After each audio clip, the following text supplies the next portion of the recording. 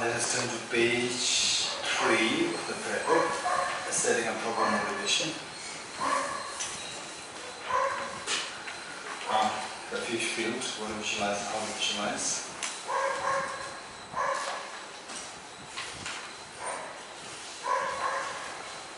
And Bodhisattva field, what to visualize and how to visualize.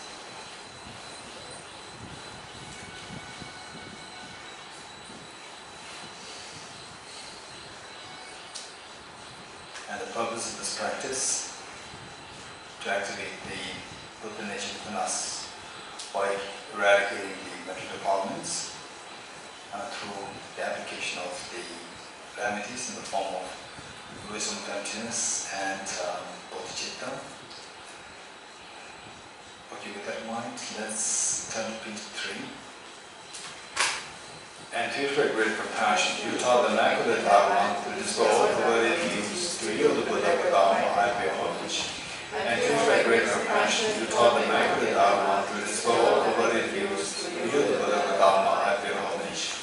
And to your great compassion, you taught the Nalanda Dharma to dispel all perverted views, to yield the Buddha without Mahayana Buddhism.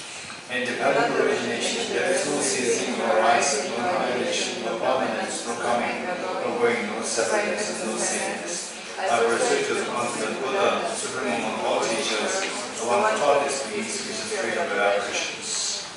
I prostrate to the mothers of the hearers, the Bodhisattvas and the Buddhas, who through the knowledge of all these hearers seek investigate complete peace, who through the knowledge of past causes who self-migrated to achieve the aims of the world, and who through the possession of nations, such as Jews, expound varieties of teachings. The one that transformed into the body guide and motivated by to see the benefits and joys. The teacher is without and protector to eloquent persuasions. The one that is the limited level of conceptualizations and is endowed with the divine bodies of the vast and the profound, who eternally shines forth the vertical level and raise to you the Buddha and persuasions. I go for refuge and enlighten to the Buddha, the God and the Sangha,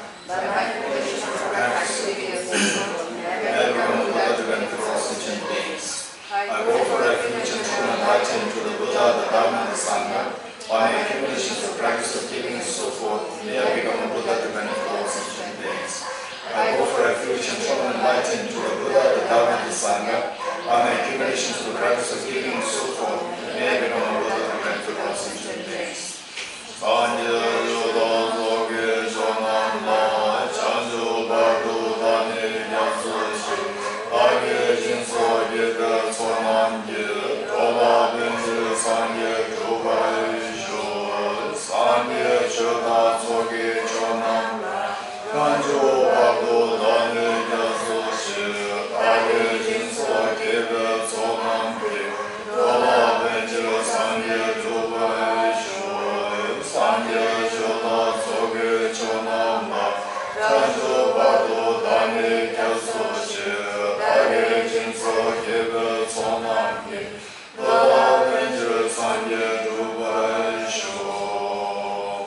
Inspired by wisdom and compassion, today in the Buddha's presence, I tell Nalanda full awakening for the benefit of all sentient beings.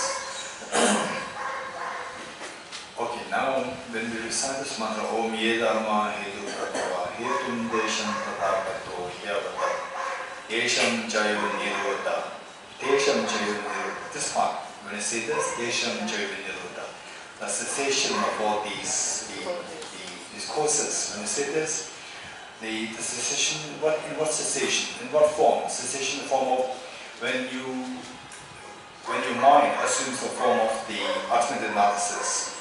So there, then everything dissolves, everything ceases. Everything ceases in this experience. Misery ceases. All the miseries, all the problems, they cease. So when you say Desham Jayu Nirodha, you just recall this experience of the emptiness where the misery is dissolved. If I'm able to sustain this experience, then this is what is known as the bringing an end to all the miseries. So this is the nirvana. Okay, so this is so important. Likewise, when you say I go for refuge and through enlightenment to the Buddha, Dharma, and Sangha. So Buddha, the one who is endowed with the three qualities: perfect love, perfect knowledge, and perfect power. Great. And the Dharma, now beginning to introduce the emptiness a little bit. When you say dharma, dharma is what? Dharma is the actual protector. Buddha is the guide to the protection. And the dharma is the real protection. So what really protects us is when you go into the subject, the ultimate analysis. In that experience, all the misery is dissolved. That protects us from suffering. That protects us from misery. So when you say, I go for refuge, Buddha, Dharma, Dharma here, the wisdom of emptiness, experience of emptiness. Experience of emptiness and complemented by bodhicitta, grounded on renunciation. Right? So bodhicitta and renunciation, they are more like the force, and what actually should be going in the air, what actually cuts, and what actually protects you from the suffering is the wisdom of emptiness. Okay, this is what we should think of when we say, I go for refuge in Buddha, Dharma. Then Sangha meaning anybody who's in favor of, anybody who is in line with this practice of the wisdom of emptiness. Anyone who is going in this direction, the wisdom of emptiness, bodhicitta, renunciation, precisely the wisdom of emptiness. So this wisdom of emptiness, then the driving force are the renunciation of bodhicitta. So what actually should be going is the wisdom of emptiness. What takes the wisdom of emptiness there is the driving force. So therefore when you say Sangha, means anybody who is, say, precisely into the wisdom of emptiness with the force of renunciation bodhicitta. Then what about the meditation impermanence? What is meditation of the, so impermanent suffering, they become more like the irrelevant practice for us. No, it's very relevant. Impermanence will give us a sense of emergency, sense of urgency. Meditation impermanence is not to get rid of the suffering, it's to give us a sense of urgency. Urgency. Oh, it's so impermanent. I've no really time to waste like this. Impermanent. And suffering will tell you that where you are staying is not a good place. It's a miserable state. Don't stay here. Don't stay here. And because of impermanence, you stay there, and the next is also suffering. Next is also suffering. And what you see as a happiness now, small happiness, even this will change to suffering. So sense of urgency, suffering is so acute, I don't want to go through this. And the way it is taking me, the impermanence, this gives us sense of urgency for us. Even though things are moving so fast, but towards Buddhahood or towards picnic spot, you would be looking forward to it. But it's moving so fast in impermanence and going towards miseries. Very scary. This will give us a sense of urgency. Urgency for what? Urgency for the need to get out of suffering. Right? So what will take us out of suffering? Wisdom of emptiness. So therefore, what actually takes us out of suffering is the wisdom of emptiness. So therefore it is said that of all the teachings of the Buddha are transferred into two. The liberating, the teaching which liberates you, and the teaching which ripens the path. Right? So the teaching which liberates you is the wisdom of emptiness, and all other teachings are the ripening paths. Wisdom, impermanence, and suffering will make you to have a sense of urgency that I must have the wisdom of emptiness. I must have the wisdom of emptiness. When you realize that you are suffering from tuberculosis, and this tuberculosis can kill you, then the sense of urgency will come to you. Then I must get the medicine. Where's the medicine? Where's the medicine? Right? So this medicine is the wisdom of emptiness. But unless you have a sense of urgency, you will not take care of the medicine. You will not take care of the medicine. Right? Okay. So this is where the impermanence and suffering, reflection of these two will give you a sense of urgency.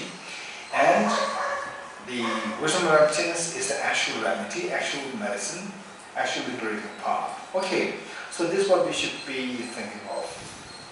So therefore, to meet with the wisdom of emptiness is so precious, because that is the actual medicine, right?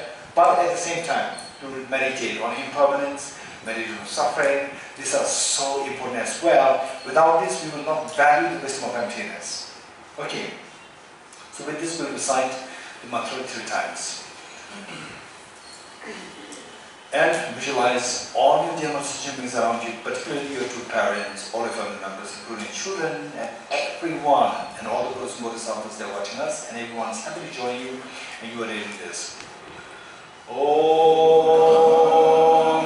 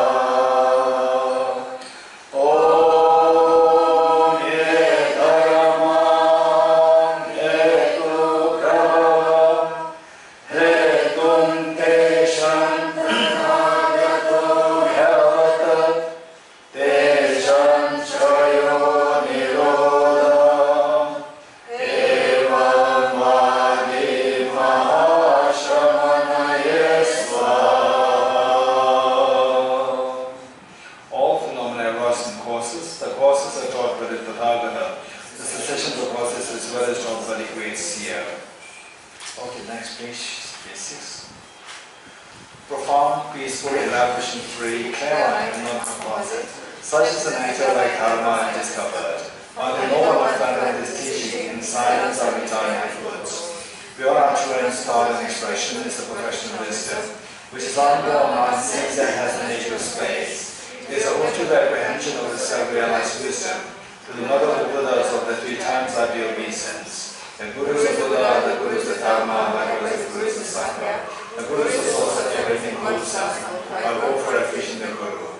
But it's found the divine and Brahma Dharma, being so misery. I beseech you to kindly remain in deep teachings until the end of expanse of billions of eons. The Buddha does not master negativities of beings, nor does he remove their miseries by his hands. His spiritual realizations are not transferred to them. It is by teaching the truth of suchness that the beings are liberated. With 40 times I beseech the Buddhas of all directions to shine the light of Dharma for all who will experience to know. If attached to this life, you are not a spiritual practitioner. If attached to samsara, you are full of renunciation. If attached to your own self-interest, you are full of Bodhisattva. If there is clarity, you do not have the view. Okay, hospital mantra, which is on page 31.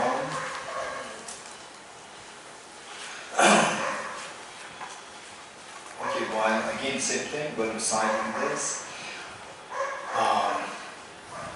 imagine that Buddha Shakyamuni is exhorting us thus: don't remain in the fears of samsara. Come to us out of attentiveness. And you hearing this in the lotus words of Buddha Shakyamuni, you then inspire you to become parents. You inspire all the demons and jinn beings, including children. Hey, this is what a compassion teacher Buddha Shakyamuni is exhorting us. Let us not remain in the fears of samsara anymore. Let us all go towards enlightenment, towards ultimate happiness together. And all sentient beings, they are so happy to join you, and you are leading them towards this path from suffering to the state of ultimate happiness.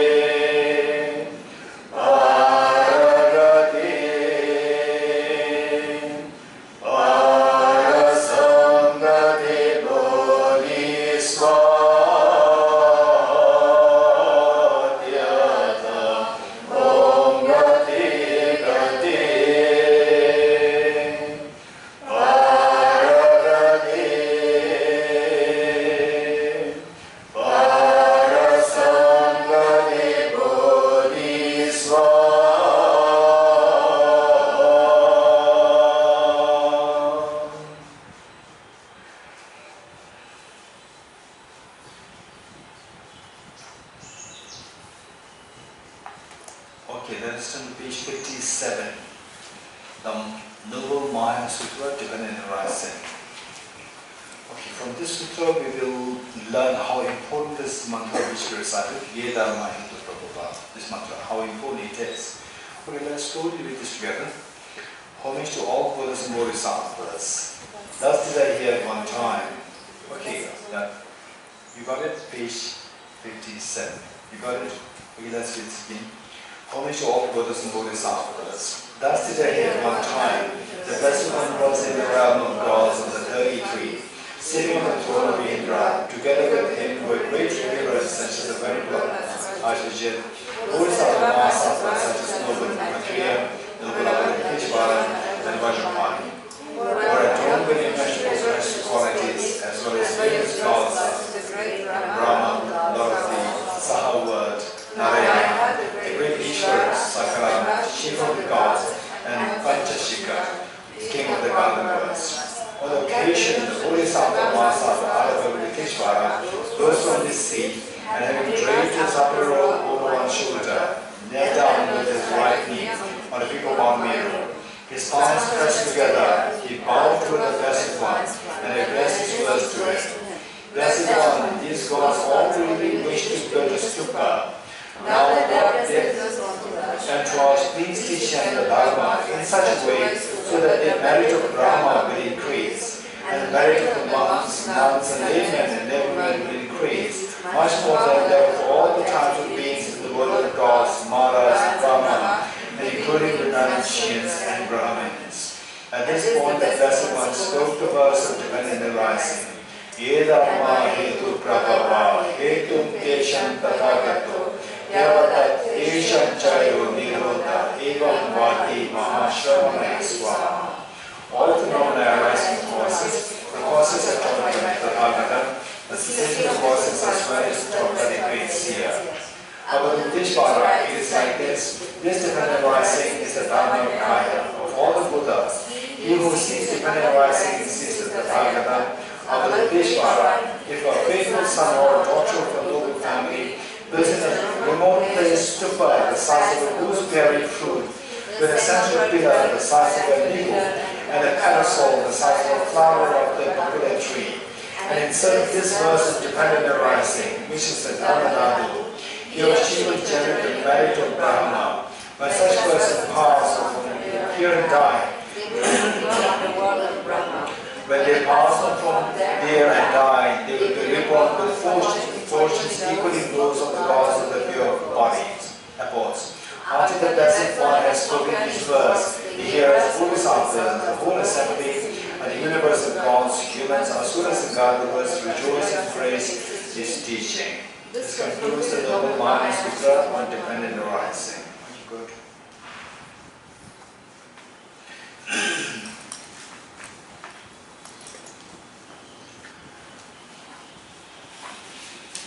Okay, yesterday we left where?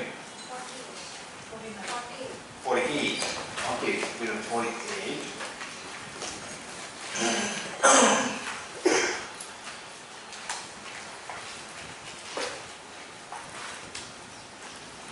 Okay, 48.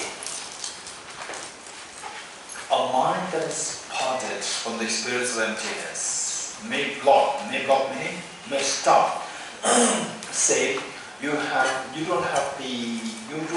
experience emptiness. Let's say, oh no, you are the Prasangas and I'm the other schools, not only Chidman, but other schools, now the two parties.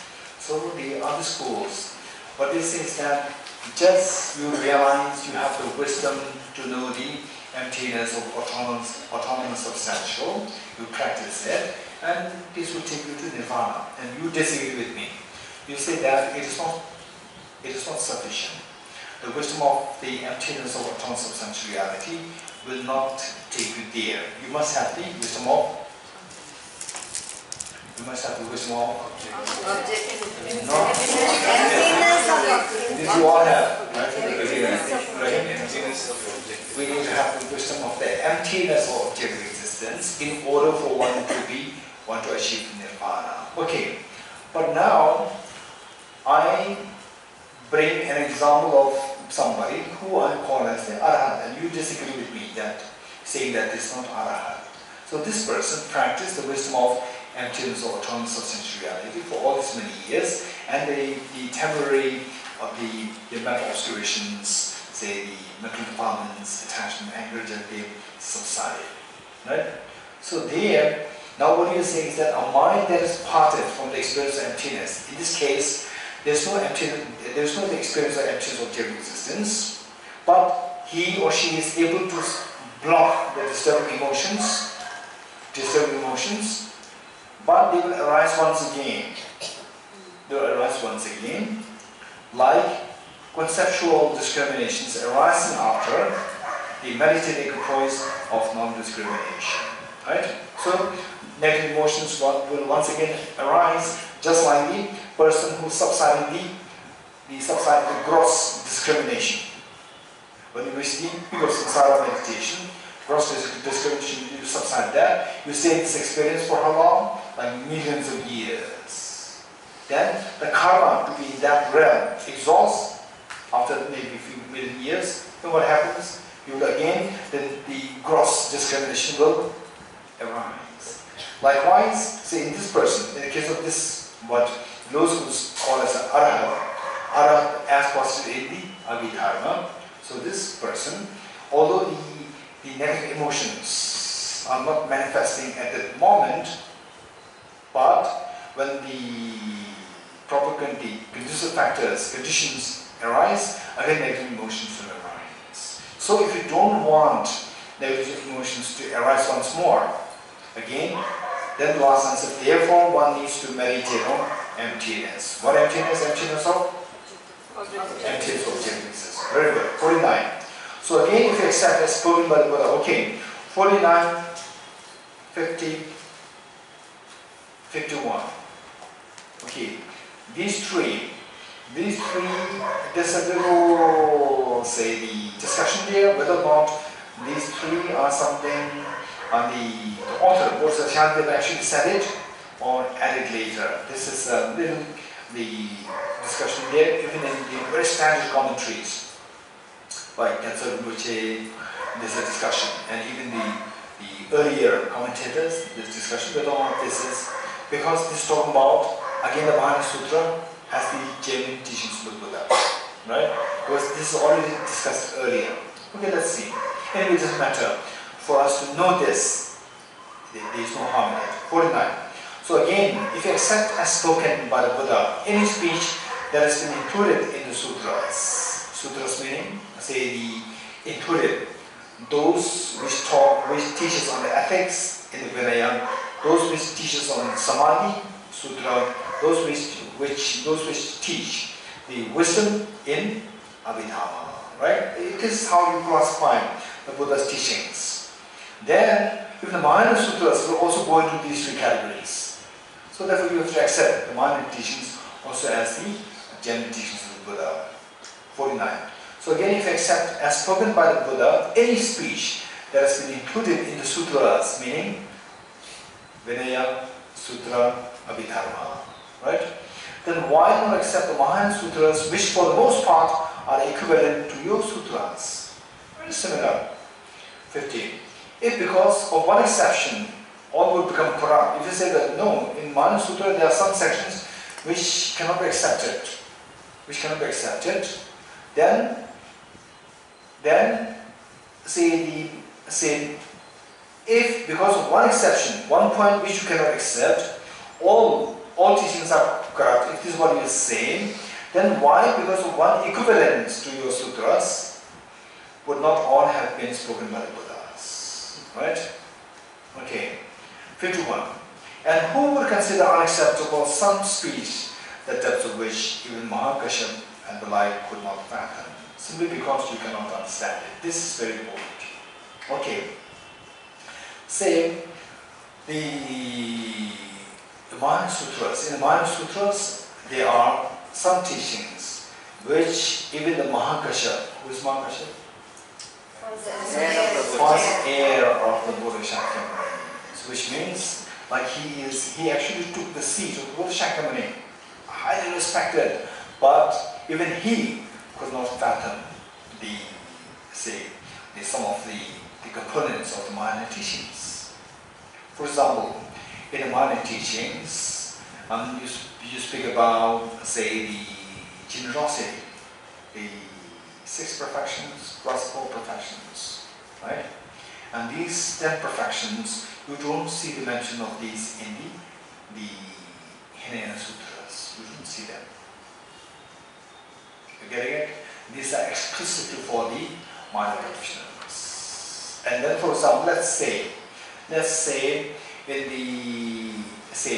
the teachings meant for the personal liberation, teachings meant to take somebody to personal liberation.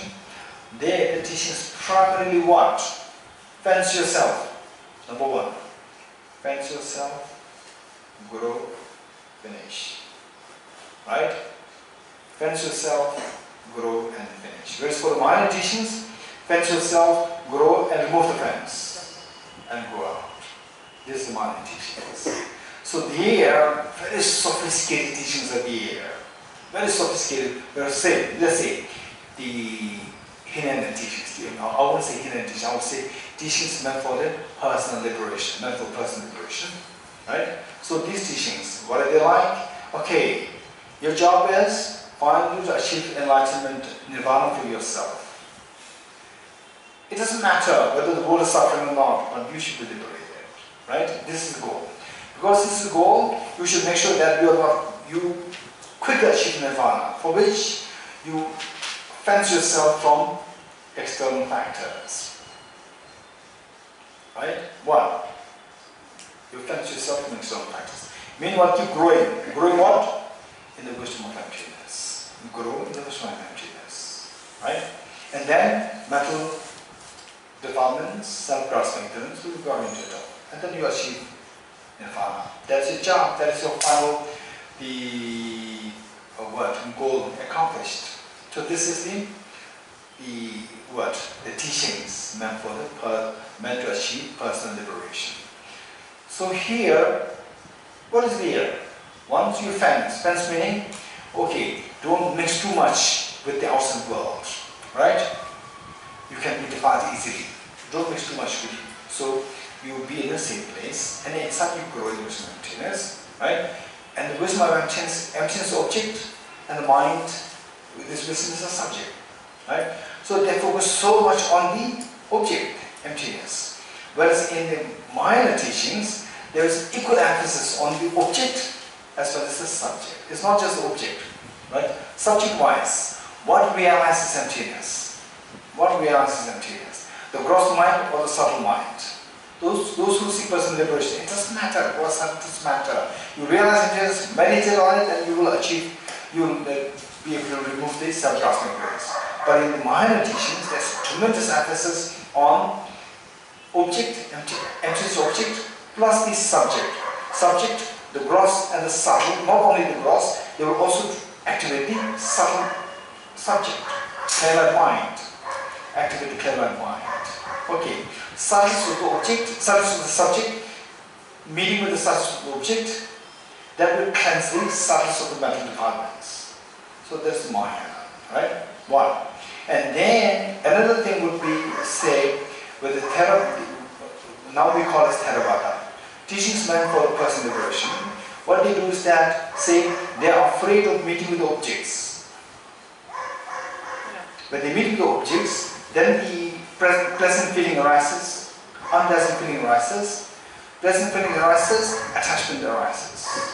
Unpleasant feeling arises, anger arises. So therefore mind will be easily stirred, right? Will be defiled. So therefore they run away. Whereas in the Mahayana, say you are not afraid of the objects.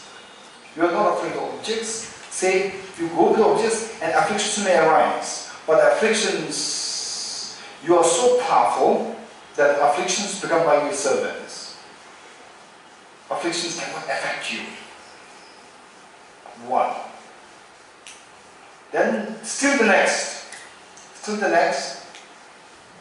is that you go into the world and the various feelings arise, pleasant feelings arise. with the pleasant feelings, instead of pleasant feelings invigorating self-grasping ignorance, pleasant feelings will invigorate your wisdom of emptiness. These are something which even Mark Kashyap, okay, I don't know the real Mark Kashyap, he can do Buddha, Bodhisattva, but I will follow Bodhisattva Shantideva, right? So that I'm not in problem, I'm in the same right place. Okay, who Mark Kashyap is really never know. Somebody who is, somebody who takes the seat of the Buddha Shakyamuni, right, from my point of view, if not enlightened, at least like the Ten Bhumi like this, person cannot really take his seat, right? So therefore I don't have the gut to say that Mark Kashyap cannot fathom this. But Bodhisattva Chandra said it, right? We can see this, so I will be behind him and say, okay, even Mark Kashyap cannot see. The point is that those who seek personal liberation, these people cannot understand this. That you experience a bliss, the pleasant feeling, and this bliss can invigorate the wisdom of emptiness.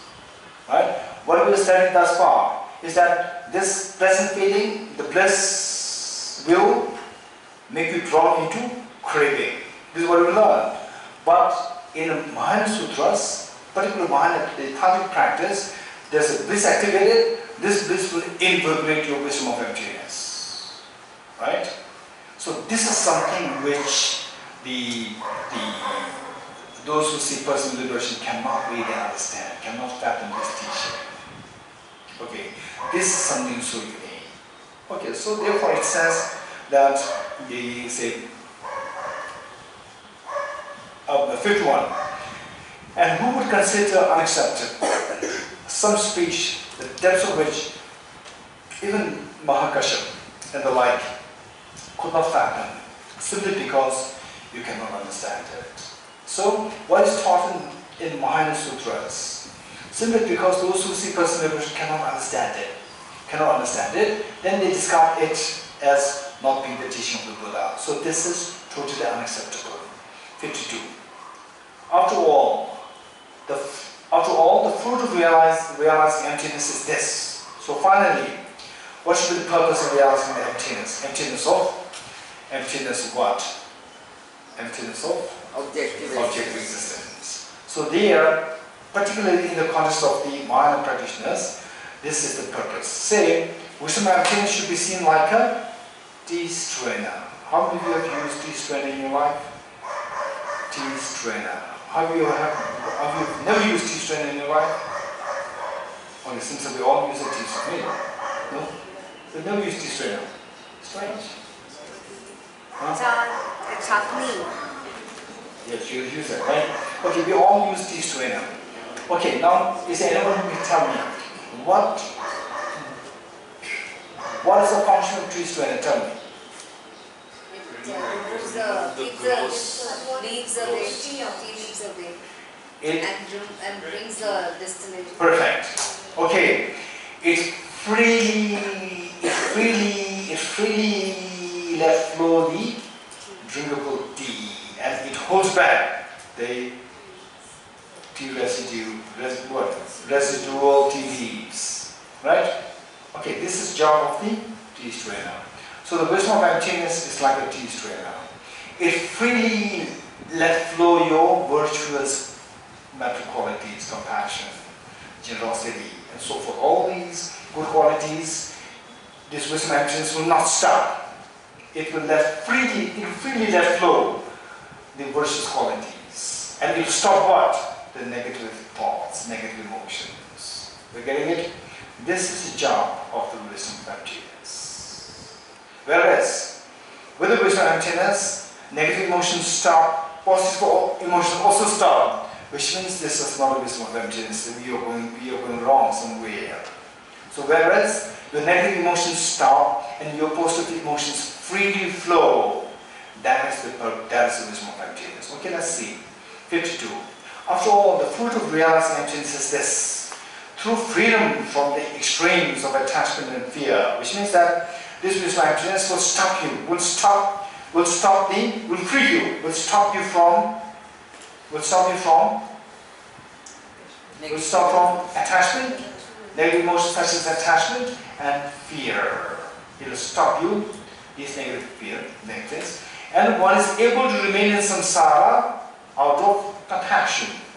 Your compassion increases and continue to remain in samsara to benefit sentient beings. One is able to remain in samsara for the sake of those who suffer due to ignorance. So this is the point. With emptiness, your fear will dissolve and your compassion grows, where you will so courageously be in samsara to help other beings. 53. As this is the case, so therefore the wisdom of emptiness of objective existence is a tremendous purpose, because this is a great purpose. 53. As this is the case, disputation against emptiness is improper. So you meaning the lower schools, arguing with the Prasangika that the wisdom of emptiness meditation is totally irrelevant, that disputation is improper. Therefore, without indecision, please meditate on emptiness of objective existence. 54. Emptiness is remedy to the darkness of afflictive and cognitive obscurations. Right? So finally, what gets rid of our mental stains. What mental stains are there? Afflictive obscurations and cognitive obscurations. Both are to be cleansed only by the wisdom of emptiness. Only by the wisdom of emptiness. Then what about the bodhicitta? Tell me. What's the use of bodhicitta? Power, the legs. Propellant. Energy. Driving force. Driving force. It will propel it, right? It will propel it. Right? Okay. Say,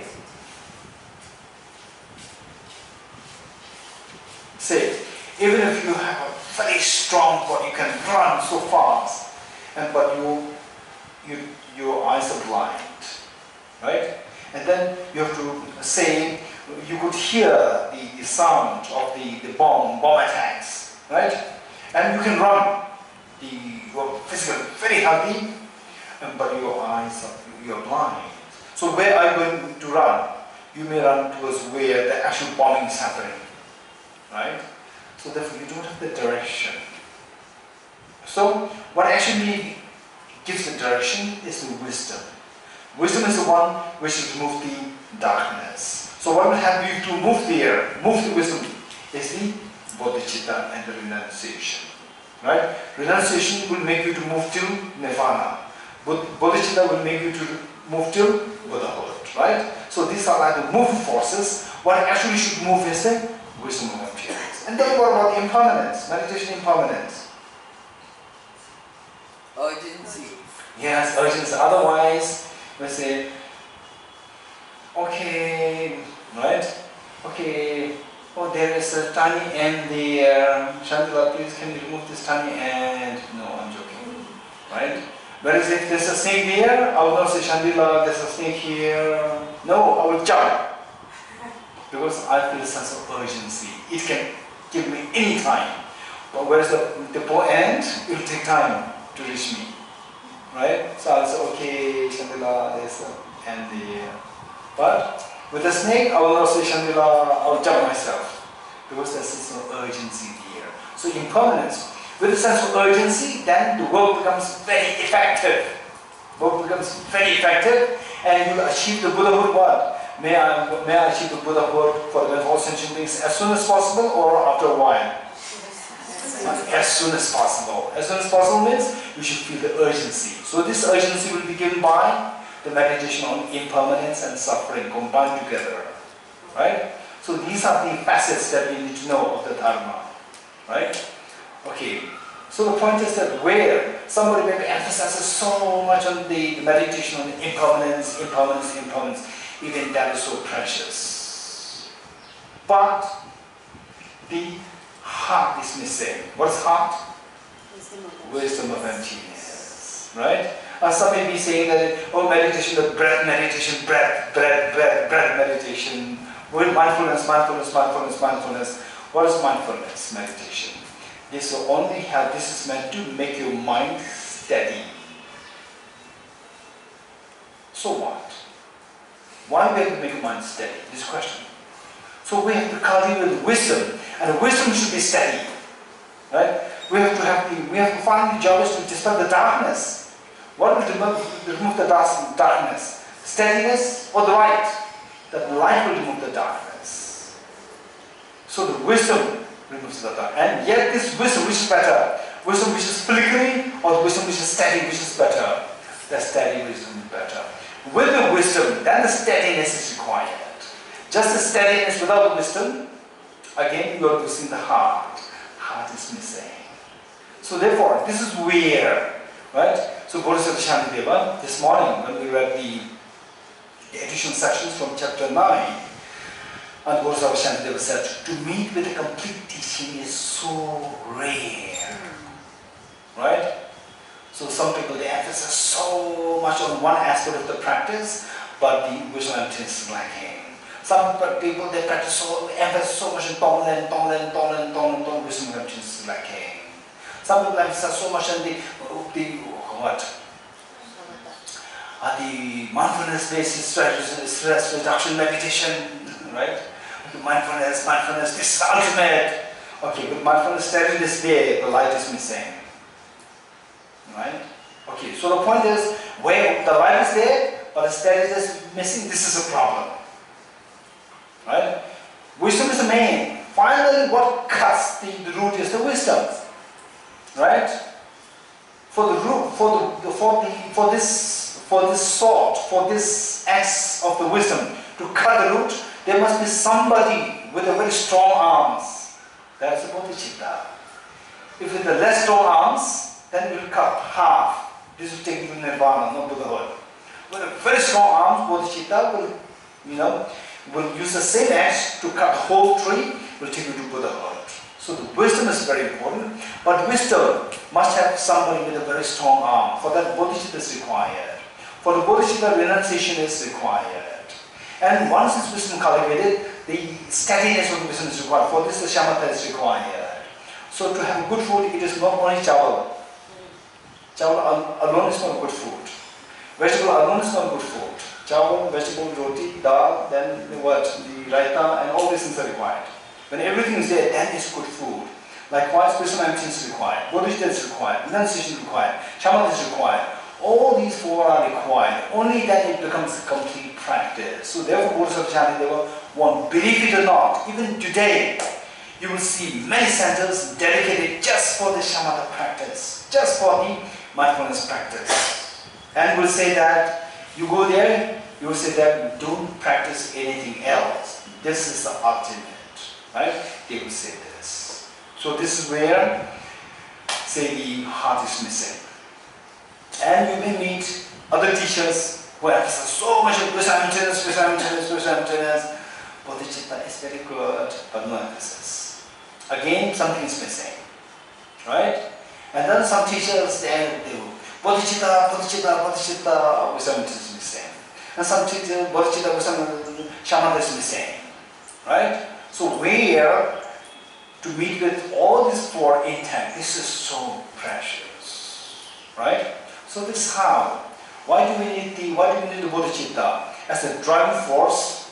Why do we need the renunciation to give a support to the bodhicitta? Why do we need the wisdom of emptiness? Because that is the heart of the path. This actually acts to cut the person's tree. Right? Why do we need the samadhi or the single thought meditation? Give steadiness to the wisdom. So this is how we come to know what exactly should I be doing. We come to know that.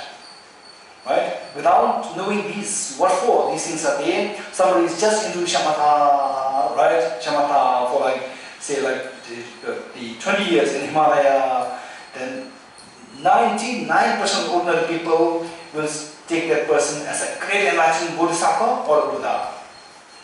This way we are going wrong. Right way we are going wrong. The heart is missing. Motivation is missing. Motivation is missing. Just shamatha. And you just go into this world is fascinating. You will think that this is the final. But it is not. The world of the path is so vast that you go into any session, you think that this is the whole world. It is not. So this is where we need to have a complete picture of the Dharma, right? Why do we meditate the impermanence? Oh, this is so important. This is the main practice. Why do we need bodhicitta? Oh, no, this is the main practice. Everything is main practice. No, it has the unique functions. Why bodhicitta? This is the driving force. Why renunciation? Renunciation to support the bodhicitta, to give the ground for the bodhicitta, right? And why impermanence? To get a sense of urgency. It's not the one which cuts the root, right? We have to cut this root, otherwise this tree will destroy the house. Give a sense of urgency. Then the suffering will make you to want not to stay in samsara. I want to come out. When should I come out? Let me stay for 1 year. No, right now, why? Impermanence. Right? And then what should I do now? How should I get out? How should I get out? Right? Through the wisdom of emptiness. So this is how we should know, right? Okay. I think 54. 54. Emptiness is a remedy to the darkness of afflicted and cognitive obscurations. So how can someone wishing to achieve omniscience, how can someone wishing to achieve Buddhahood, tell me, are these two synonymous? No. Somebody who wishes to achieve Buddhahood, somebody who wishes to eradicate the mental defilements, all the defilements, afflicted and cognitive obscuration. Are these two synonymous or not? Somebody who wishes to become a Buddha and somebody who wants to get rid of the afflictive obscurations and cognitive obscurations. Are these two synonymous or not? Yes. No. Why not? Because there's no bodhicitta, there's no renunciation. Okay, someone who likes to eat rice. Is it that if Rashmi likes to eat rice, does it mean that she dislikes curd? She dislikes dal? Doesn't mean that. Simply because she said that I like to eat rice doesn't mean that she dislikes dal. She dislikes choe, momo. Right? Okay, others can be included. So these two are synonymous. Synonymous. Meaning that somebody, how can one become Buddha? By removing the mental dirt. But that's first step. One of the steps. Which one? Removing mental dirt is one of the steps to Buddhahood. I see. But Buddhahood is more than just removing the mental obscuration. I see. What is more than that? So mental dirt include what? Afflictions. Afflictions and? Contaminated. No. Cognitive. Afflictive obscurations and cognitive obscurations. Afflictive obscurations, there are three. Vantana karmas, afflictions and active seeds. Right? And cognitive obscurations. Cognitive obscurations manifest in the form of self-centered attitude. So self-centered attitude gone. Self-centered attitude gone by the bodhicitta. The afflictive obscurations gone by the wisdom of emptiness. So that's complete, right? Okay. So therefore, removing the mental defilements completely, right? And achieving Buddhahood, these two are synonymous. So therefore, somebody who wants to achieve omniscience or Buddhahood, the person must have to practice the wisdom of emptiness. Okay, fifth form. Emptiness is a remedy to the darkness of the... So this is a short form. In form of the verses, it says, emptiness is a remedy, which means the wisdom of emptiness is the remedy to the darkness of afflictive and cognitive obscurations. So how can someone wishing to achieve omniscience quickly not meditate on emptiness? 55. Since grasping at the true existence of things gives rise to the suffering.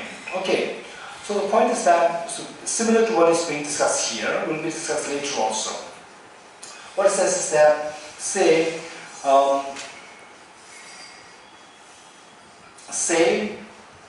some people, actually these things did happen. Some people, when they hear about the teaching on emptiness, nothing is objectively. To the mind, it means nothing exists. Nothing exists means they feel the fear. They feel the fear hear. They are so scared to hear about emptiness. Okay. Now tell me. You are scared. We are, essentially beings are scared of what? Scared of suffering. Right? Right? There are different kinds of suffering. That's just suffering. And if you're really scared of suffering, okay, say there's one person who's always coming and using very harsh words to you and then slap you, right? Are you happy with this person or unhappy with this person? Unhappy. Very unhappy. And there is another person who comes with that, and who is his boss. His boss also coming, and they're very kind, talking to you, very kind, okay, come to have a cup of tea, right? If you have any problem with this person, let me know, right? Who is this person? The person who bullies you. Any problem that you have with this person, let me know, I will just correct him, don't worry. Sometimes when you're a little bored, come to have tea with me, chat with me. What is your reaction to this person? You're happy, unhappy? Very happy. In actuality, one day you are shocked, right? You go to have a cup of tea with that person giving instruction to this boy, saying that, hey, you're not bullying this person so much. You have to bully more. If you don't bully more, I will bully you. Right? How dare you don't bully this person? This person seems to be so happy today. Right? Why you have not bullied? You are shocked. Right?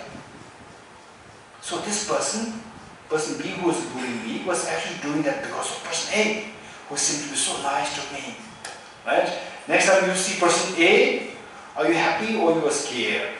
Scared. You are very scared. You are right? You getting it? Whereas, if you never see this episode, you will never be scared of this person A, instead you'll be scared of person B. Now you feel compassionate towards person B and scared of person A. You're getting it? Okay. Say, what are you afraid of? Sickness, aging, death, or what? Or chocolate? So chocolate? No. Sickness, aging, death? Yes. Diabetes? Yes. Chocolate? No. Coca-Cola? No. Right? So some people I know, right? On one table, bunch of medicines. And on the other side, there's a Coca-Cola. Right? He's my friend.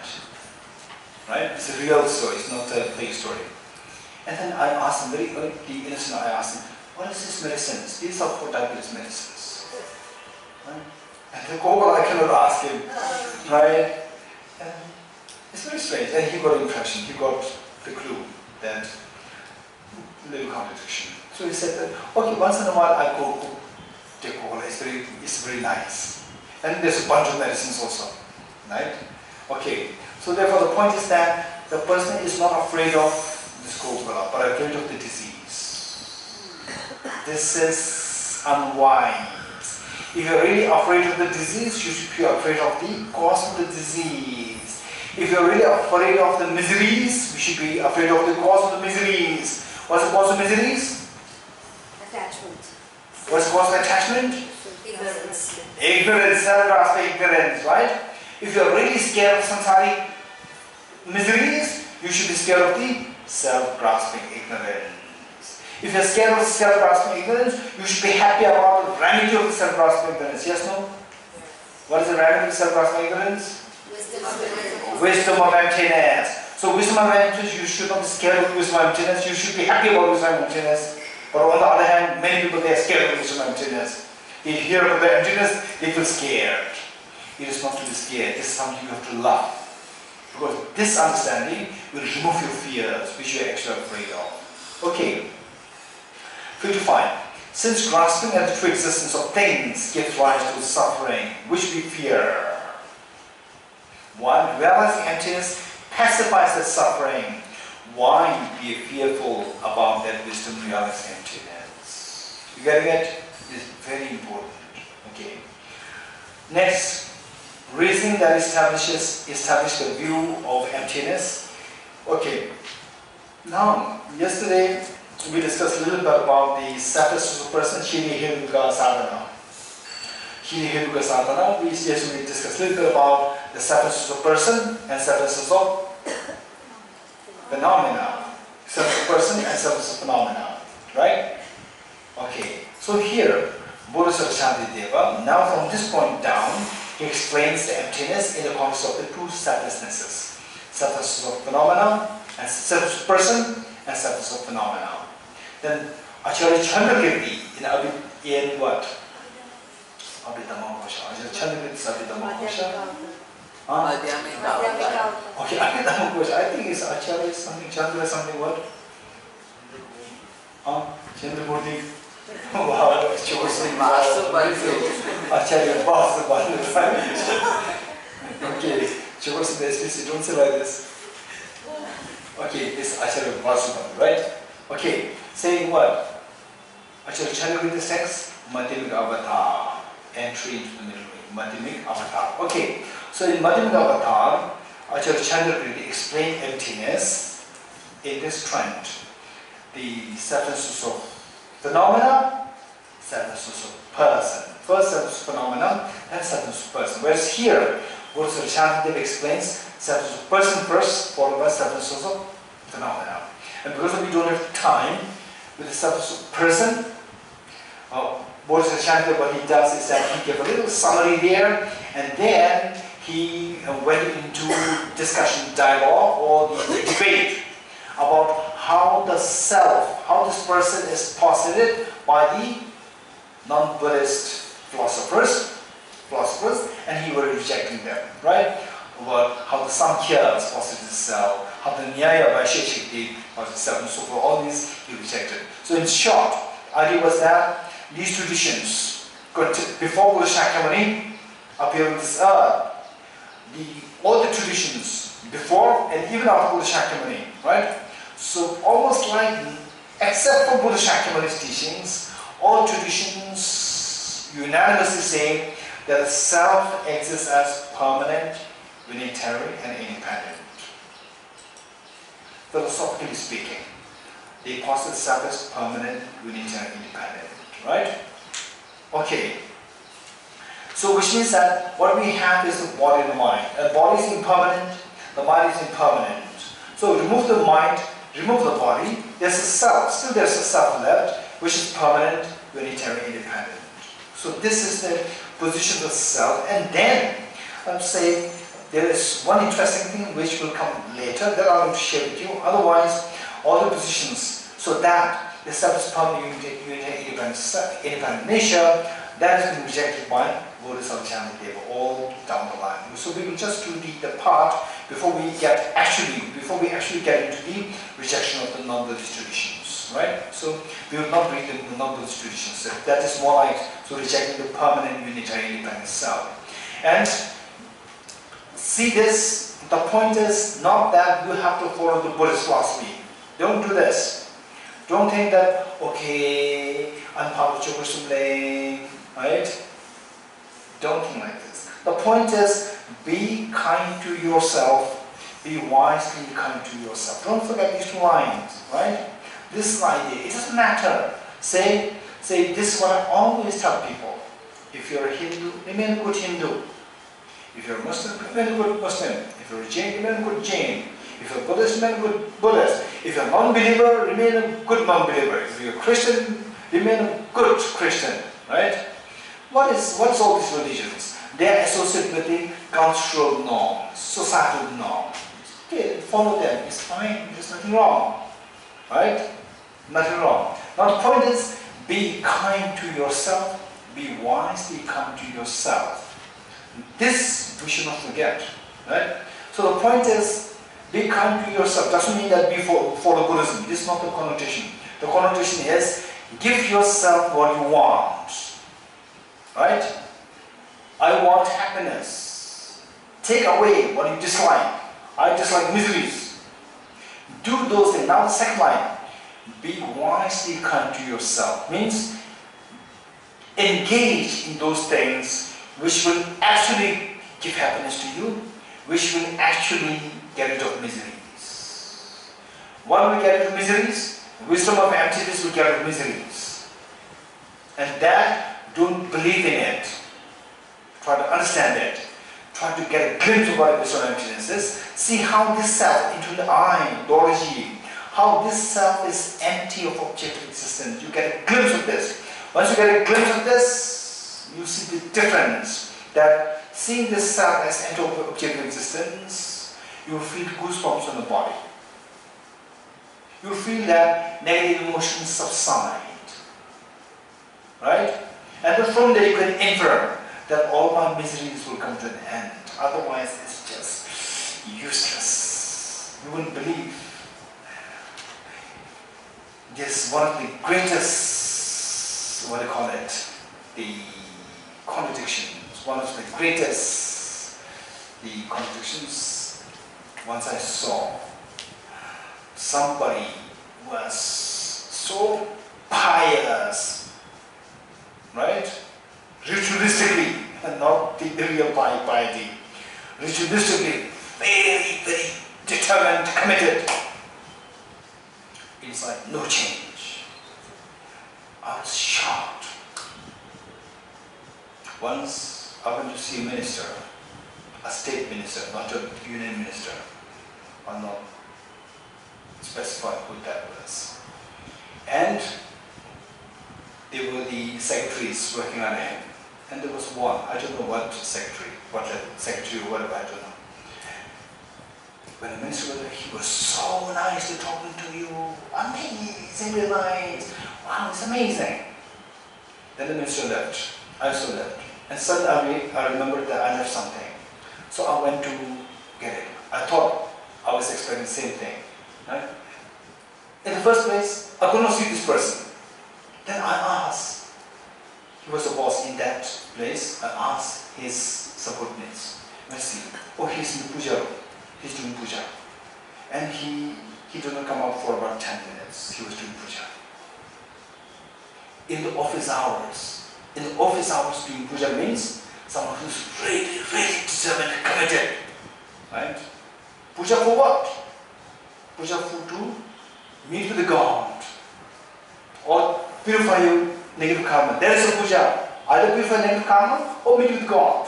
To meet with God means the person cannot be angry, cannot be evil. God should be seen as extremely kind. Right? And after 10 minutes the person came out. And then I just casually told him, okay, I left this.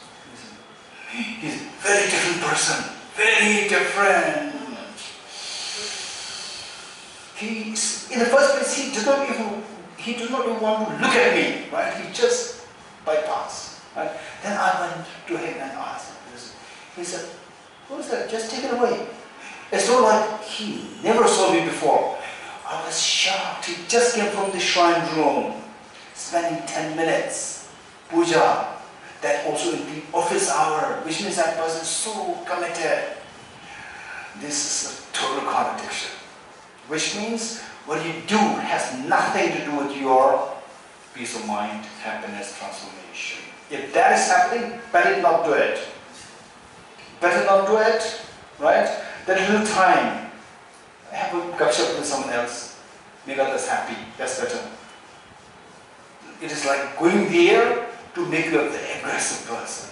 What's the point? It's just pointless. Okay, so therefore the point is that be kind to yourself and be wisely kind to yourself. What do you mean by wisely kind to yourself? It means whatever you do should actually give rise to happiness to you. Whatever you do should actually help you to get into misery. Okay, this is what we should be thinking. Okay, with this, the point is, okay, 56. If there were something called a self, there would be something to be afraid.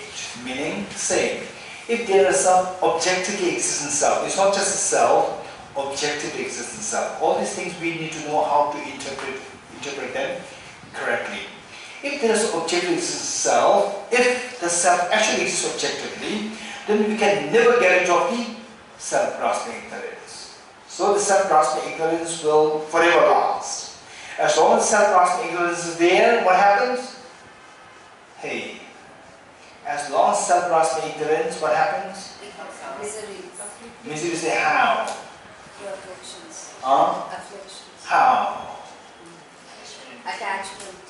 How? So you have oneself and the other, and then Okay, it is self-grasping ignorance, then this I and you. Rahim is saying something. Yes, tell me. There will be push and pull. Involuntary pull and push. Voluntary pull and push is good. Involuntary pull and push, right? Involuntary pull and push happens. If the self-grasping ignorance is there, then the involuntary pull and push is there. You getting it? Involuntary pull. What's the problem with the involuntary pull and push? No freedom. Loss of freedom, Wandila, thank you. Loss of freedom. What is loss of freedom? Loss of freedom is misery. Misery is what you don't want. You getting it? Okay, so therefore, if the self does exist objectively, then the self-grasping ignorance, even the self-objective existence cannot be eradicated. If you cannot eradicate this, then involuntary pull and push will be there continuously. Then suffering will be there, right? Suffering is what you are afraid of. So that if you are really afraid of suffering, you should be afraid of the self-grasping ignorance. So it says, if there were something called the objective self, there would be something to be afraid. You're getting it?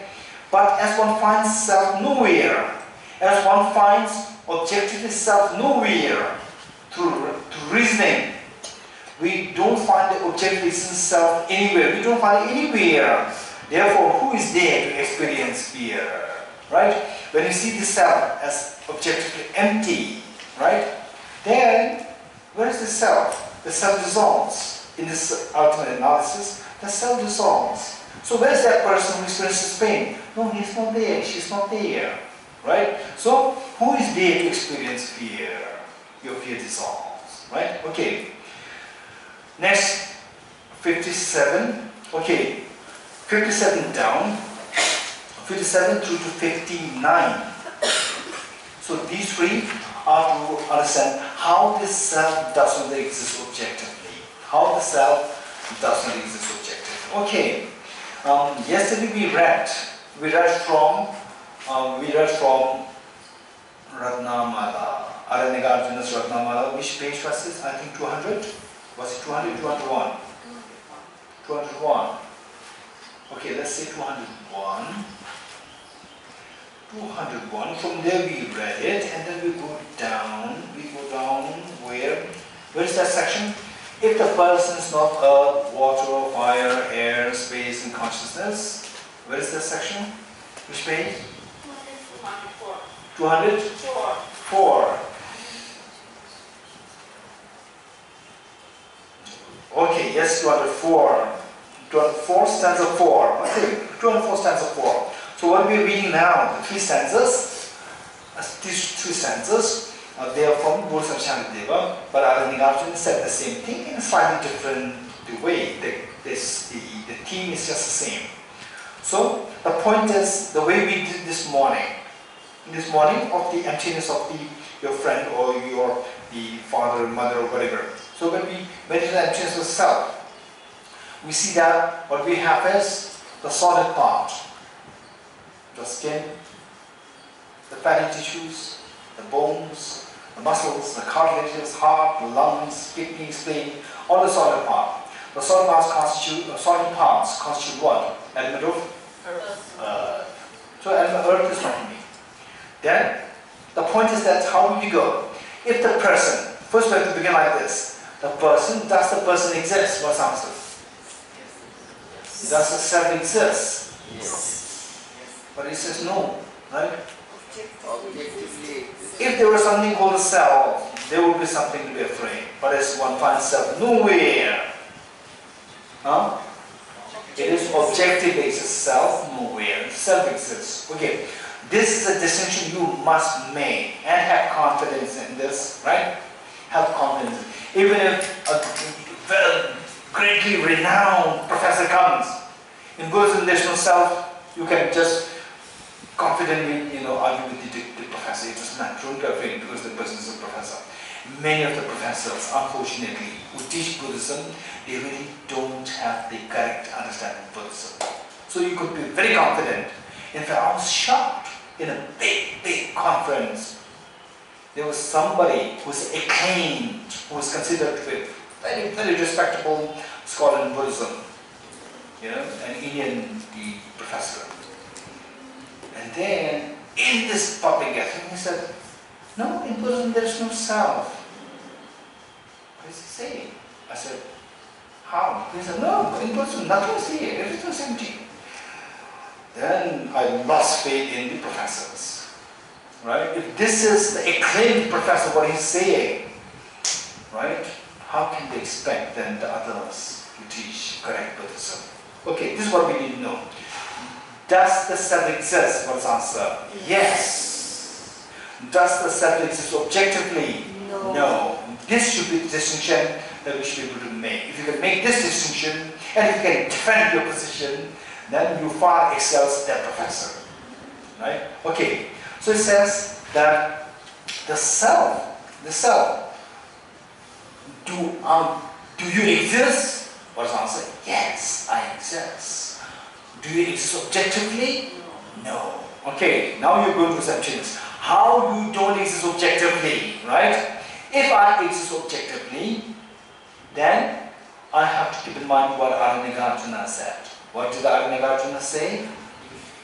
If the mirage were water, why not those close by the mirage see water? Don't forget it. Let's all say this 2 times together.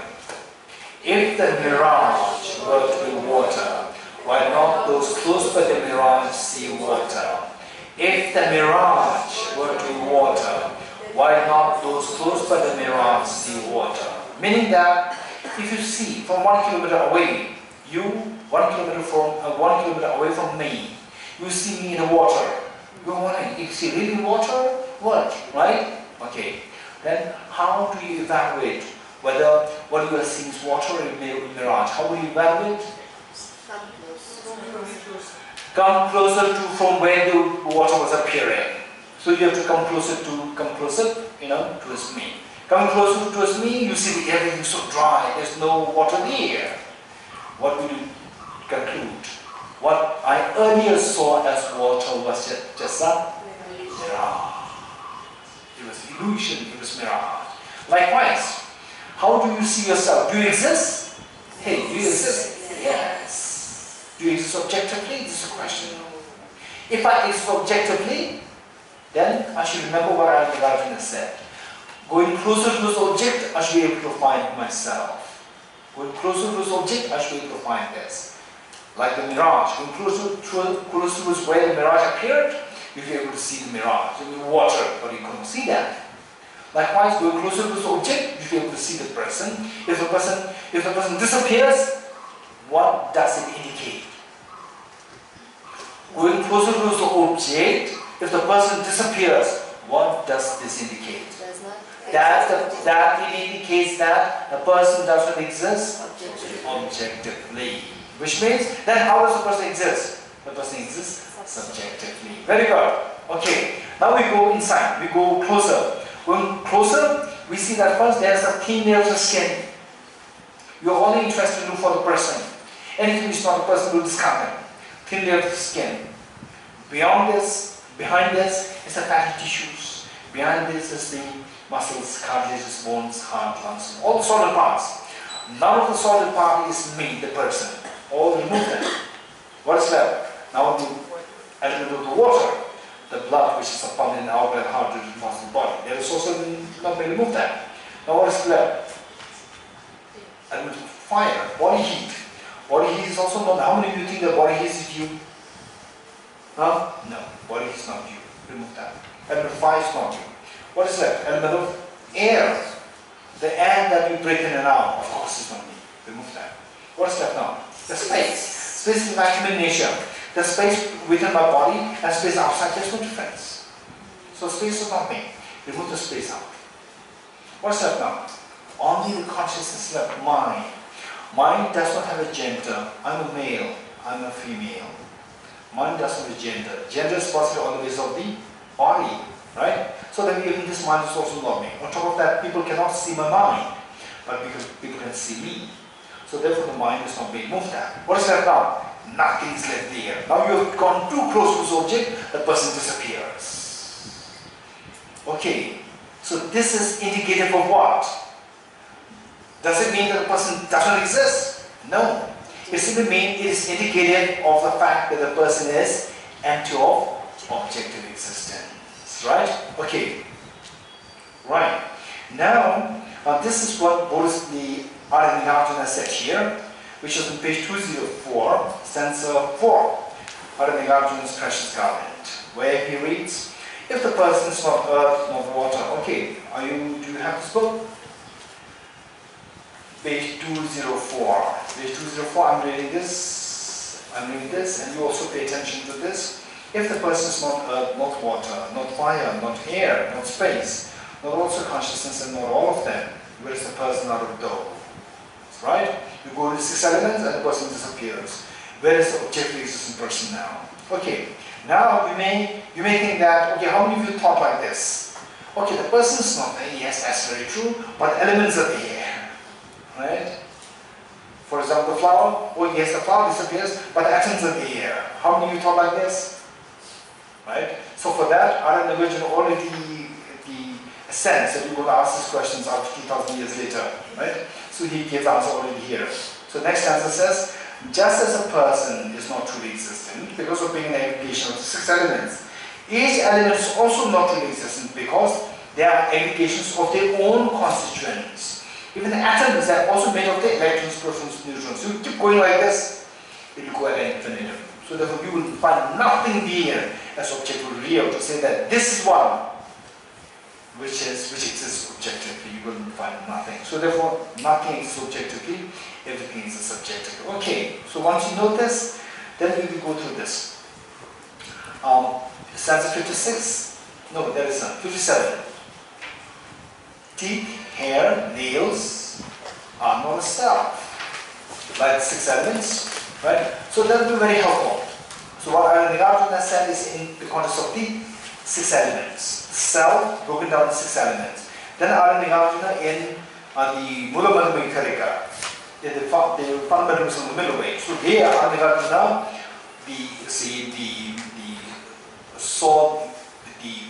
explained the self in the context of the 5 aggregates. In Precious Garland, he explained in the form of the 6 elements. Both are same.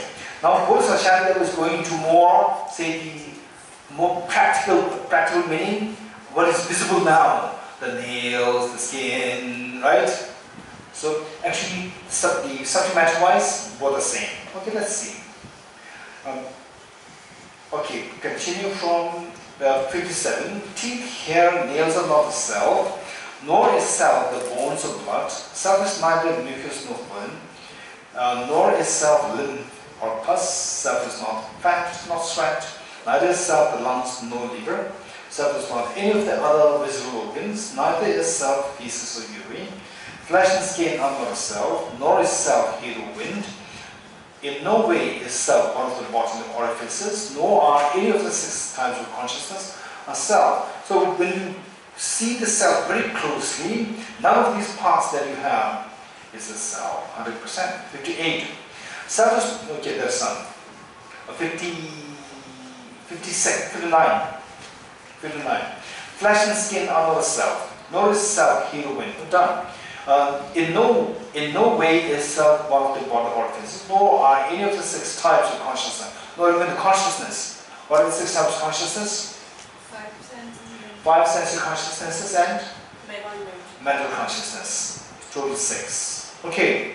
So where is the self now? Going in this direction, going towards too close to this object, the self disappears. Which means that the self doesn't exist objectively. Yes? So it's a mental continuum. What is a mental continuum? Mental continuum is mental continuum. Will that not be considered as self? Of course it's not self. It's not self because Rashmi is a girl. Your mind is not a girl. Your mental continuum is not a girl. right? That somebody's girl or boy is determined on the voice of the body, not on the basis of the mind. The mind doesn't have a gender, so therefore the mind is not the self. And people cannot see Russian's mind. But this body will die. And that's it. But the next birth, the mental will continue. Okay. Table is in front of me or not? Yeah. Yes. Top line is not the table. Correct. Remove the top line. The legs is not table. Correct. Remove the legs. Right? Where's the table there? Right? If you go like this, you subject the table to ultimate analysis. When you subject the table to ultimate analysis, the table will disappear. Likewise, you subject the self to ultimate analysis, the self will also disappear. What is left? The parts are going to be left. The mind is a part, the body is a part. You getting it? But what Rashmi is saying, that when somebody dies, the body is left behind, but the mind continues. Right? Yeah. So therefore the mind should be the self. This is what he's saying? I'm asking. No, this is what you think. This is a very strong point. What he's saying is a very strong point. This was actually said by a great Indian Zen scholar known as Acharya Bhavaviveka. Yeah, maybe you are his student in past life. You never know. Yeah, he said it. He said that the self exists objectively. He said, self exists objectively. Right? And in fact, he was one of the strongest opponents of Acharya Chandrakirti. Right? He said the self exists objectively. And he said, when the question is asked, how can you say that self exists objectively? Right? Beyond the mere convention, self dissolves. He said, no. Beyond the mere convention, self doesn't dissolve. Hey. Okay. Where is Ravi? Ravi is there, right? Ravi is there. Okay, after seeing Ravi, still ask, where is Ravi? Right? Then the conventional world will think that he needs to be taken to mental hospital. Which means that after seeing Ravi, we are not entitled to ask the second question, where is Ravi? Right? If you are very serious, either you may not be able to identify who Ravi is. Right? Right? If you identify who Ravi is, then seeing Ravi, then you full stop. You will not ask the second question. If you ask the second question, you cross the border of conventionality. When you cross the border of conventionality, which domain you enter into? You enter which domain? You enter the ultimate domain. In the ultimate domain, Ravi doesn't exist. You getting it? The moment you cross the border of conventionality, you see Raviji up to this point is the border of conventionality. You cross it, seeing this and you ask where is Ravi, right? Then you go into the ultimate domain. In the ultimate domain, Ravi disappears. But Acharya Bhavaviveka says that no, the Ravi does not disappear. Still, even on that level, the Ravi exists. That is known as objective existence. What is the Ravi? Ravi's mind is Ravi. What he said. Right? Not only Ravi's mind is Ravi. What you said exactly is what he said. In Tibet, it is said that Khor and number Shabbat. This is what he said from the text I'm citing. Khor and number Shabbat. Number Shabbat. Yansi Badameshir Taino. This is his quotation. Which means that I will explicitly label the consciousness as the self. Because the consciousness is the one which connects to the next life. Therefore, the consciousness is the self. What Rashmi said, precisely was said by Acharya Bhavaviveka. Right? Rashmi, you read Acharya Bhavaviveka's text? No? How come that you just said exactly what is said? Wow, it's amazing. Okay, so this is the point is that Acharya Chandrakirti, he rejects this, but Acharya who? Acharya Bhava Viveka. Bhava Viveka is highly respected Zen scholar. He is one of the 17 Nalanda Pandits. Right? Okay. So let's see. So the point is that the self disappears in this analysis. Self disappears. Okay, let us first go further. Now, the non-Buddhist tenet systems. So we'll skip this part.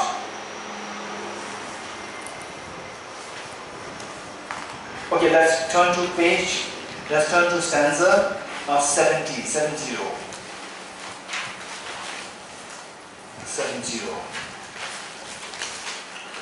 Suppose rejecting an argument concerning self person. So when you look at Prasangika, when you say that self does not exist objectively, when you speak about the selflessness of person in the context of emptiness of objective existence of the self, then the opponents argue. Suppose you get object, you meaning the lower schools argue. But if a permanent self does not, okay, not necessarily lower schools, but the non-Buddhist schools. Non-Buddhist schools says that, but, okay, tell me, which school are you following? Prasangika. Okay, you are Prasangika followers. Mine say now I'm the non-Buddhist philosopher. I'm the arguing with you. My question to you: there's no objective existence self? No. Okay. So the self is purely subjective. Yes. Hey, what about others? Self is purely subjective. Well, everyone is so happy when the Russians give an answer. Right? Acharya the students give the answer. They're very happy. Okay, but keep in mind, Acharya Raghu is not Prasangika. He is Savatantriga Madhyamika. He is not Chittamatra. He is Savatantriga Madhyamika philosopher, right? Okay, let's say the self doesn't exist objectively? Yes, no? Yes. The self exists subjectively? Yes. Then the self exists subjectively and the imaginary flower also exists subjectively. Right? Okay. Then the imaginary flower, as Venerable Abdallah said last time, that the moment you thought, you think of something else, the imaginary flower disappears. Yes, no, imaginary flower disappears. Likewise, if the self is just the subjective, then the mind, when the subjective mind does not think about it, the self disappears. If this is the case, how can you account for the reincarnation? What will transmigrate from one life to the other? Because the self is not permanent, right? Self does not exist objectively. If it does not exist objectively, this self cannot be permanent and lasting long. Right? If it does not last long like this, then what transmigrates, what goes to the next life? Because there is no continuation. Okay, let's see. That's 70. Suppose you can object, but if a permanent self doesn't truly exist, the connection between actions and the effects. In this line, say you accumulate very positive karma by studying Bodhisattva Shantideva chapter 9. So this imprint you carry to the next life, and you bear a fabulous result of say next life, meeting with the wisdom of emptiness and so forth. That is the result. And what you do now is a cause. So what connects the two things? Action and the result. Oh, where is this? 70. The connection between actions of studying chapter 9 of Bodhisattva Shantideva text, and the result, next life's result of meeting with the dharma and so forth, the result, the connection between actions and the effects could not be maintained. Because there is no one person going to the next life. There is no permanent person. Right? If there is no permanent person, then the person who experienced the result and the person who accumulated the cause, these are two different people. Yes? Hey? Yes. Right? If these are two different people, then it is like, say the Rashmi does all the hard work and then somebody else enjoys the result, right? And you do all the positive karmas, and the result is experienced by someone else who has nothing to do, who did not put any effort into the positive karma. So that defines the law of karma, right?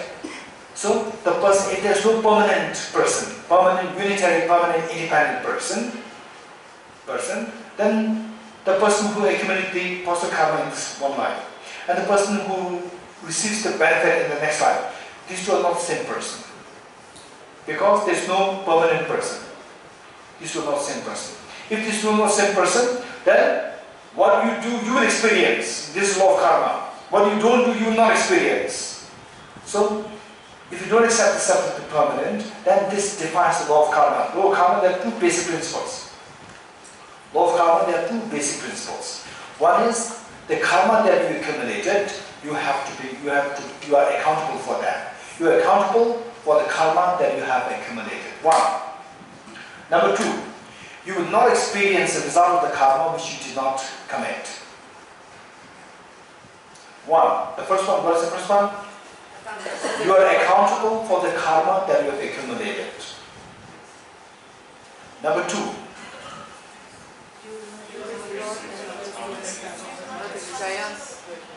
You won't experience the result of karma that you have not created. yes, Shweta, say it again. You will not experience the results of karma that you have not created. Wonderful. You will not experience the results of the karma which you have not created, which you have not committed. Right? These are the two basic premises of the law of karma. So, if you don't accept the self to be permanent, that defines both the principles of the law of karma. Okay. You all define the law of karma? You define, Prasangas, they define the law of karma? No. Because you don't accept the permanent self. So how can you still support the law of karma, defend the standpoint of the law of karma, while at the same time rejecting the permanent self? Anyone. Imprints. Imprints. But the person is impermanent. The person who accumulates the karma, the person who experiences the results, these two different people. Although this Like that poison, rat poison. okay, these are two different people, right? So the person who experiences the result did not accumulate the karma. It's the same continuity. Mental continuum is the same, the body may be different. No, mental is also Even the mental is also different. Mental is not permanent. Cappuccino, Continual rebirth of the aggregate. say it again. Continual rebirth of the aggregate. Yes. Contaminated by delusion and karma. Okay. The rebirth. Continuum of the rebirth on the basis of the content karma and the afflictions. Continual Continuum. rebirth of the aggregate. Continuum of the rebirth of the aggregates, contaminated aggregates by the power of the contaminated karmas and afflictions, delusions, right? Okay, so here again same problem. The result and the cause, these two are different. The cause is the person, the result is the person. These two persons are not permanent, these two are not the same, these two are different person, impermanent. So therefore, who experiences the result is not the one who accumulated the karma. So that defines the law of karma. Okay, anyone? Yes, Shweta? I will try. Yes. That person B who experiences the result cannot exist without person A who is actually the cause of person B. Say it again? Person B who experiences the result Yes. cannot exist without person A who created the cause, because person B is the result of person A. So? He cannot be independent of this creation. Okay, so like the mother and the child. Okay, yes. Without the mother, the child cannot be here. Right?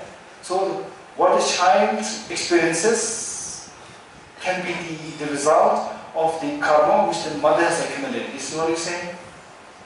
Yes. But because the mother Yes. is this possible? In case of mother and the child, I don't know. Okay, so this is okay. So something which Shantideva said is the answer. What did you say? Continue. Right? Okay, let's see. Let's read. It's very complicated, right? So if somebody really comes, this is what one great Tibetan scholar said. One great Tibetan scholar by the name Gendin Chimbe. Gendin Chimbe, maybe, I think he passed away in 1950s. And he's a great, brilliant scholar. So what he said was that if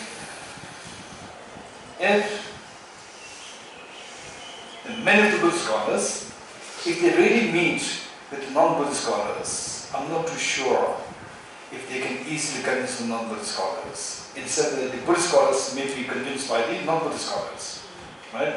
So this question, when it comes to us, we can't give the answer, right? And this is what confronts many of the Buddhist scholars. So then, what is the answer to this question? Okay, let's see. 71. Okay, no, 70 continue. Suppose we don't object, but if a permanent self does not truly exist, the connection between actions and the effects could not be maintained. Since the action ceases after having been done, to whom should the action be ascribed?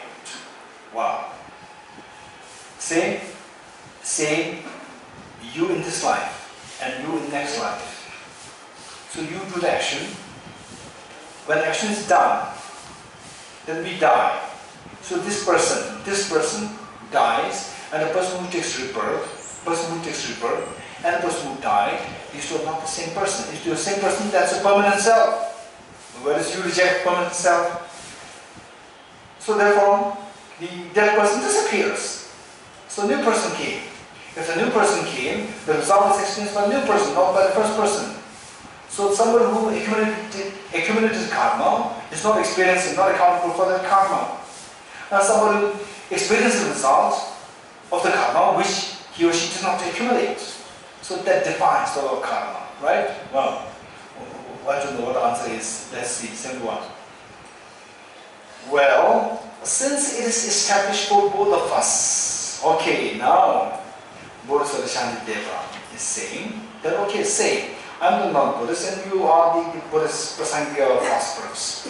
Saying, then you tell me that, say, like a young child, maybe say like age 6, 7, go to school, and then say very experienced, let's say professor, very experienced professor, age late, say 70, right? So this young child, this young girl, after 70 years, this young girl who was 7 years old, 1 to 5 years old, after 70 years becomes such experienced, the 75 years old lady professor, right? Okay. So what made this lady, this 75 years old lady become such experienced, wonderful professor? This young girl put effort. This young girl put effort in the studies and so forth. So this young girl was not the elderly lady, and the elderly lady was not a young girl. This is what both sides accept. You're getting it? This is so visible. This is what both sides accept. So the one who accumulates the karma, one who experiences the result, these two are not identical. That is for sure. Both sides accept it. Both sides accept that. The non-Buddhists as well as the Buddhists accept that. You agree with me? Okay, forget about Prasangika and forget for non-Buddhists. Do you agree with me or not? Yes. That the young girl is not an elderly girl, elderly lady. You agree with me or not? Elderly lady is not a young girl. You agree with me or not?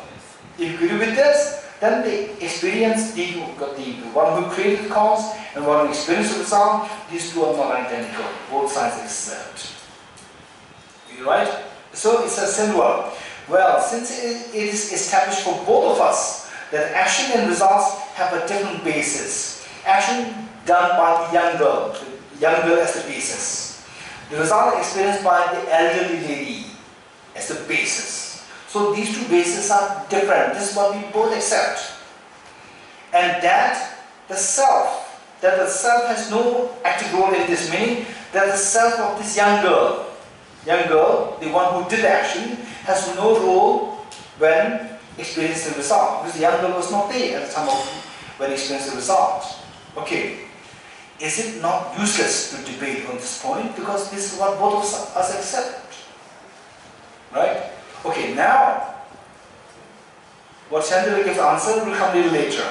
Now the point is that somebody who accepts the self to be permanent will say that, okay, yes, the young girl is not the elderly lady is not the young girl, still there's something common, Yes. right? Something which doesn't change, it goes there, right? Okay, okay. So here, let's further see. 72. Seeing a causal state endowed with a simultaneous result is never visible. Okay, this is another point that we need to keep in mind. Cause and effect. Cause and effect with respect to one incidents. Cause and effect with respect to one incident is never simultaneous. Meaning that you plant a seed and the shoot of that seed, the resultant shoot of that seed and the seed cannot be simultaneous. You agree with me or not? Yes. Right? Okay, now, if this young girl, age 5 years girl, and the elderly lady, if there is something permanent inside there, there should be something inside which does not change at all. Right? If you believe in that, then something there as a self in the lady, in the elderly lady, and something there in the as a self in the young girl, this should be identically one. Just one. If that is one, then something, that essence which is in the young girl, so that essence, right? That essence is at the time of the young girl. At the time the young girl means it's a causal state. It's a causal. If it's a causal, the cause and the effect cannot be together. But you have to accept that cause and effect together, because the same thing is there to the resultant state. Because what was in the elderly lady and what is in the young girl, there's no difference. It's just identical. If one is cause, other should be cause. If other one is effect, there should be the other should be effect. So because the one with the young girl is the cause, the one with the elderly should be also the cause. And the effect is at the time of the elderly, so effect and cause should be together. And that is totally against logic. You getting it? Okay. Now, in fact, I can go a little more, but because of lack of time, I can go through this in detail. Otherwise, how this self to be permanent, unit and independent. So this is something, as long as we have this belief, we will never be free from samsara. And this belief is of two kinds. One which is philosophically built in us, and the other which we inherit from the past lives. There are two things. One which is innate and one which is philosophically acquired too. Right? As long as we have this belief, we will never be free from the suffering. Okay, this is the point. So therefore, this concept, believing that there's something there, some essence there, as a permanent, unitary, independent nature, that rationally see whether or not it exists. This is so important for your own happiness, for your own good, not for the sake of philosophy, for your own good. See whether such a self exists or not. Okay, it's so important. So what Chandra, the answer to the question will come a little later. Okay, let's see. Okay, so 72. Okay, 72. Seeing a causal state endowed with a simultaneous result is never feasible, which means cause and effect simultaneously existing is never possible. Okay, tea break.